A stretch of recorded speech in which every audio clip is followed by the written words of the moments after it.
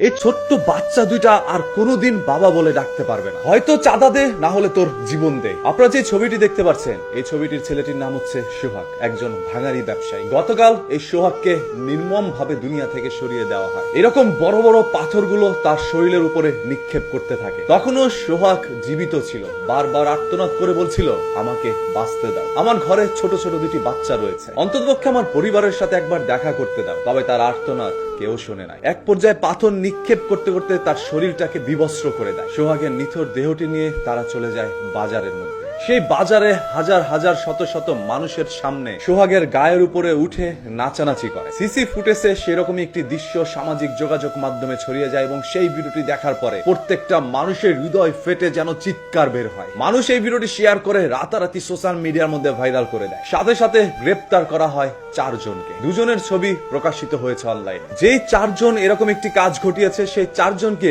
BNP থেকে আবার বহিষ্কার করা হয়েছে। তার মানে তারা 4 জনই বিএনপি করত। এখন অপরাধী যেই দলেরই হোক না কেন, সে একজন অপরাধী, এটাই হচ্ছে তার সর্বশেষ পরিচয়। বাংলাদেশের ইতিহাসে এই প্রথম এরকম কোন ভিডিও সাক্ষী হয়েছে বাঙালি। তাই তো রবীন্দ্রনাথ ঠাকুর বলে গিয়েছিলেন, 7 কোটি বাঙালির হে মুগ্ধ জননী, রেখেছ বাঙালি করে কিন্তু মানুষ করনি। বাঙালি যদি আসলে মানুষ হইতো, তাহলে সোহাগকে যখন এই দুনিয়া থেকে নির্মম ভাবে সরিয়ে দেওয়া হচ্ছিল, তখন তার আশেপাশে হাজারো জনগণ ছিল। সবাই তাকিয়ে থাকে সেই দৃশ্যটি উপভোগ করছিল। কেউ এসে সেখানে প্রতিবাদ করে নাই। প্রতিবাদী সকল মানুষগুলোকে আপনারা অনলাইনের মধ্যে, ফেসবুকের মধ্যে পাবেন। শুধু ফেসবুকে পোস্ট করেই তারা প্রতিবাদে সীমাবদ্ধ। বাস্তব লাইভে কেউ গিয়ে প্রতিবাদ করে না। বাংলাদেশের সিনেমা হলগুলো খালি থাকে, কারণ সকল দর্শকরা এখন রাস্তাঘাটে লাইভ দৃশ্য দেখছে। আপনারা জানলে অবাক হবেন, এই সোহাগও বিএনপি করত। জোলকার 9-এর একটি পোস্ট থেকে আমরা এটা জানতে পারি, মিডফোর্ড এলাকায় নৃশংস হত্যাকাণ্ডের শিকার যুবদল কর্মী চাঁদ মিয়া ওরফে সোহাগকে কেবল ব্যবসায়ী হিসেবে প্রচার করা হচ্ছে কেন? বিএনপি বা যুবদল কেউই এখন পর্যন্ত তাদের নিজ কর্মীর এহেন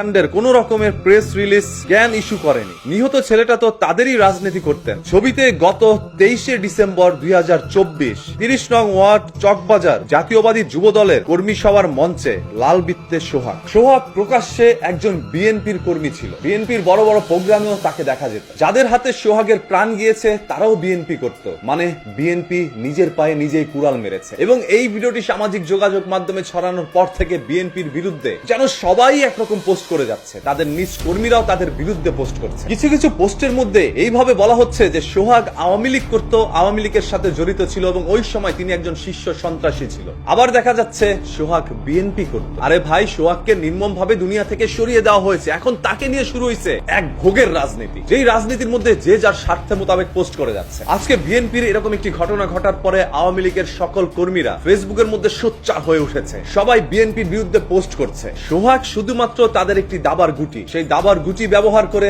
রাজনীতি মহলে শুরু হয়েছে এক নতুন গেম। আর সেই গেমের গুটি পরবর্তীতে কে হতে পারে? কমেন্ট বক্সের মধ্যে কমেন্ট করতে থাকেন। বিএনপি রাজনীতির সঙ্গে সন্ত্রাস ও বর্বরতার কোনো সম্পর্ক নেই। বাণীতে মির্জা ফখরুল। ব্যবসায়ীকে ঘটনার ব্যবস্থা নেওয়ার পরও বিএনপির উপর দায় চাপানোর অপরাজনীতি। নিচে আবার সার্জিস আলম কমেন্ট করেছেন, চাঁদাবাজির জন্য করে দায় না নেওয়া তার চেয়ে বড় ভণ্ডামি। দেয়ালে দেয়ালে মানুষ এখন লিখছে, নৌকা আর ধানের শীষ, 2 সাপের একই বিষ। সোহাগের একটি ছবি আমাদের চারপাশে ঘুরে বেড়াচ্ছে, যেখানে সোহাগ বলে গিয়েছে, অন্যায় ও চাঁদাবাজির বিরুদ্ধে গিয়ে জীবন দিলাম, আপনার কি আমাকে ভুলে যাবেন? হ্যাঁ ভাই, বাঙালি ট্রেন শেষ হলেই আপনাকে ভুলে যাবে। এর আগেও শত শত মানুষ আপনার মতো করে জীবন দিল, কারো কথা বাঙালি মনে রাখে নাই। যেই বাঙালি ইতিহাস ভুলে যায়, সেই বাঙালি সামান্য সোহাগকে ভুলতে বড় জোর 3 দিন লাগবে। 3 দিন পরে নতুন ট্রেন্ড আসবে এবং সেই ট্রেন্ডের মধ্যে গা ভাসাবে বাঙালি। সোহাগের বিষয়ে যুগান্তর পত্রিকায় কিছু তথ্য জানানো হয়েছে। তিনি এতদিন ধরে সেখান থেকে তার লোকজন দিয়ে